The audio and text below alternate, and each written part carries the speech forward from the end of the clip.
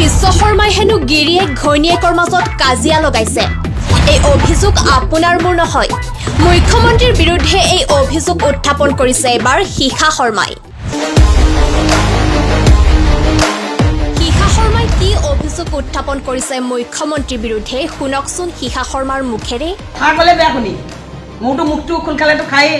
এতিয়া হিমন্ত বিশ্ব শৰ্মাই গিৰিয়েক ঘৈণীয়েকৰ মাজত কাজিয়া লগাই ফুৰিছে। কেনেকৈ কাজিয়া লগাইছে মই কওঁ শুনক। হিমন্ত বিশ্ব শৰ্মাই অৰুণোদয় 1200 টকা দিছে ঘৈণীয়েকক বা মাইকী মানুহ, স্কুটি দিছে ছোৱালী, চব ৰেচন কাৰ্ডৰ নাম মাইকী মানুহৰ, আৰু কি কি আছে জানো, ঘৰ দিব মাইকী মানুহ, চব মুঠতে মাইকী মানুহ, হয়নে?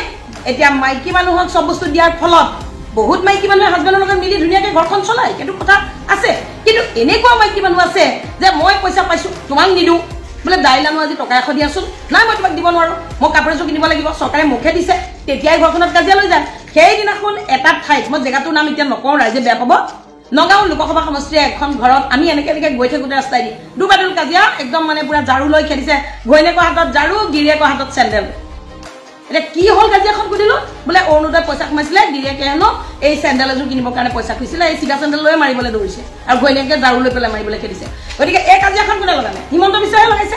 তেওঁ অৰুণোদয় পইচাটো আমাৰ চব, এতিয়া মেইন কথা বহুত কথা, মোৰ কথাখিনিত বহুত লিগেল গ্ৰাউণ্ড আছে। ভাৰতৰ সমাজ ব্যৱস্থাটো পিতৃকেন্দ্ৰিক হয়নে নহয়? পিতৃকেন্দ্ৰিক হয়নে নহয়?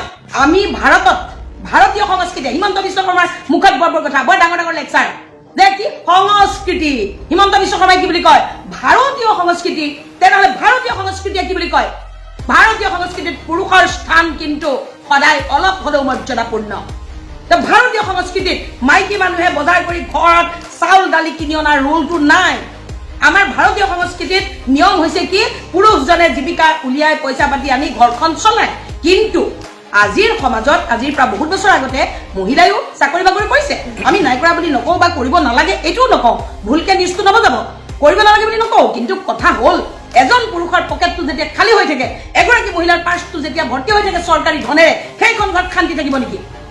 ঠিক আছে, হিমন্ত বিশ্ব শৰ্মাই কৈছে মহিলাবিলাকে ভোট দিব, তাৰমানে কি হিমন্ত বিশ্ব শৰ্মাই মহিলাও আছে পুৰুষো আছে। যদি পুৰুষে ভোট নিদিওঁ বুলি কয় তেতিয়া ঘৰখনত তাৰমানে কাজিয়া লাগিব, তাৰমানে কাজিয়া লগাবলৈ কৈছে। আৰু যদি সম অধিকাৰৰ কথা কৈছে, তেনেহ'লে মহিলাগৰাকীয়ে হাজবেণ্ডজনক ক'ব নেকি যে তুমি মোৰ মতে ভোট দিব লাগিব, আৰু তেওঁ যেতিয়া নিদিব তেতিয়াই কাজিয়া লাগিব নেকি? তাৰমানে হিমন্ত বিশ্ব শৰ্মাই ভোট পাই থকাৰ স্বাৰ্থত এখন ঘৰৰ সম্প্ৰীতি, এখন ঘৰৰ গিৰিয়েক ঘৈণীয়েকৰ মাজত কাজিয়া লগাব খুজিছে। সৌখিদিনা হিমন্ত বিশ্ব শৰ্মাই কি বুলি কৈছিলে, বোলে বাল্য বিবাহৰ নামত স্বামীবিলাক ধৰি লৈ গ'ল, আৰু ঘৈণীয়েকজনী বোলে মাকৰ ঘৰলৈ যাওক, তেওঁ বোলে 1200 টকা দিব, তাৰে বোলে চলিব। আৰে গিৰিয়েকৰ বুকৰ পৰা ঘৈণীয়েকক আঁতৰাই থকাৰ পৰম্পৰা হিমন্ত বিশ্ব শৰ্মাই আৰম্ভ কৰিছে। এটা পৰিয়ালত 2টা ল'ৰা আছে, মই নিজে চিনাকি নাম নকওঁ, ক'ব পাৰোঁ, কিন্তু দৰকাৰ হ'লে মই প্ৰমাণ দি দিম। এটা ঘৰত 2টা টুইন ল'ৰা ছোৱালী, জজা 2টা ল'ৰা ছোৱালী, মেট্ৰিকত 2টা ল'ৰা ছোৱালীয়ে একে নম্বৰ লৈ ফাৰ্ষ্ট ডিভিজন পাছ কৰিলে, ছোৱালীজনীক স্কুটি দিলে, ল'ৰাটোক নিদিলে, সেইখন ঘৰত শান্তি থাকিবনে? হিমন্ত বিশ্ব শৰ্মাই কি কৈছে? মহিলাৰ সবলীকৰণ। মহিলাৰ সবলীকৰণ মানে পুৰুষৰ দুৰ্বল কৰা নেকি? মহিলাক সবল কৰা মানে পুৰুষক দুৰ্বল কৰা নেকি? যদি একেখন ঘৰৰ জজা ল'ৰা ছোৱালী, ছোৱালীজনী স্কুটি পালে, ল'ৰাটোৱে নাপালে, সেই ছোৱালীজনীৰ প্ৰতি ল'ৰাটোৰ ভাল ভাৱ থাকিবনে? কাইলৈ যদি ক'ৰবালৈ যাবলৈ হয়, ছোৱালীজনী স্কুটাৰখন নিনি তাই ল'ৰাটোক দিবনে? তেতিয়াই 2টা ল'ৰা ছোৱালীৰ মাজত কাজিয়া এখন সৃষ্টি নহ'বনে? ফাৰ্ষ্ট ডিভিজন পোৱা ল'ৰাই হওক ছোৱালীয়ে হওক, তুমি স্কুটি দি দিয়া। এখন ঘৰত অৰুণোদয় তুমি পৰিয়ালটোৰ মুৰব্বীজনক দিয়া। ভাৰতীয় সভ্যতা সংস্কৃতিৰ পৰিয়ালৰ মুৰব্বী কোন, দেউতাক নে মাক?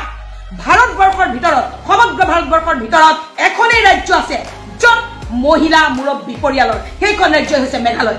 মেঘালয়ৰ বাদে ভাৰতৰ কোনো জেগাত পৰিয়ালৰ মুৰব্বী মহিলা নহয়। যদি পৰিয়ালৰ মুৰব্বী মহিলা হ'লহেঁতেন, তেনেহ'লে মোৰ দেউতাই মোৰ নামত মাটি নিদিলে কিয়? মোৰ দেউতাৰ মাটিখিনি দাদাই কিয় পাব, মই কিয় নাপালোঁ?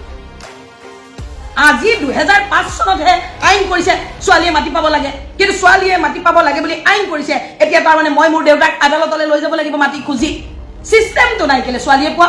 এতিয়া আপুনি মেঘালয়লৈ যাওক, মেঘালয়ত মাটি সম্পত্তিৰ ওপৰত ল'ৰাৰ অধিকাৰ নাই, মেঘালয়ত ছোৱালীয়ে পায়। তাৰমানে সেয়া মাতৃকেন্দ্ৰিক পৰিয়াল। মেঘালয়ৰ বাদে ভাৰতবৰ্ষৰ সকলো ৰাজ্যত পিতৃতান্ত্ৰিক পৰিয়াল। গতিকে এই পিতৃতান্ত্ৰিকতা আঁতৰাই পেলোৱাটো হিমন্ত বিশ্ব শৰ্মাৰ নাৰী সবলীকৰণ হ'লে দুৰ্বলীকৰণ। আজি তেওঁ 1200 টকা অৰুণোদয় দি এগৰাকী মহিলাক স্বামীৰ লগত কাজিয়া কৰাইছে, সেই স্বামীজনে যদি কাইলৈ কৈ দিয়ে যে তোক মোক নালাগে, যা ডিভোৰ্চ দিছোঁ, হিমন্তই আহি পেলাই তেওঁ গোটেই জীৱন খুৱাব নেকি? তেওঁ আঁচনি দিছে, দিয়ক, আমি বেয়া নাপাওঁ। আমাৰ পৰিয়ালত যদি আৰ্থিকভাৱে দুৰ্বল এজন সদস্য থাকে, মোৰ ধৰক ককাই ভাই আছে 10টা, তাৰে এটা ককাই ভাই ধৰক একেবাৰে ইনকাম নাই, আমি বাকী 9টাই মিলি তেওঁ পৰিয়াল চলোৱাটো আমাৰ দায়িত্ব। ঠিক তেনেকৈ আমাৰ দেশখনত যিখিনি দৰিদ্ৰ মানুহ নিজে কৰি খাবলৈ উপায় নাই, তেওঁলোকক আঁচনি দিছে, আমি বেয়া নাপাওঁ। কিন্তু ঘৰে ঘৰে ঘৰ কি কাজিয়া, ঘৰ কি আঁচনি নহয়, কিন্তু ঘৰ কি কাজিয়া লগাই দিলে হিমন্ত বিশ্ব শৰ্মাই। এই কথাক আমি ধিক্কাৰ দিছো। আৰু মই MP হোৱাৰ পাছত প্ৰকৃত দৰিদ্ৰজনে আঁচনি পাব লাগিব। যদি এনেকুৱাই আছে মোদী গভৰ্ণমেণ্টৰ চিষ্টেম যে কেৱল মহিলাকহে দিব অৰুণোদয়, ঠিক আছে অৰুণোদয় দিয়ক, 50% মহিলাক দিয়ক, এখন ঘৰৰ 50% পুৰুষক দিয়ক। হাজবেণ্ডৰ একাউণ্টত 600 টকা সোমাওক, ৱাইফৰ একাউণ্টত 600 টকা সোমাওক। That is call equality.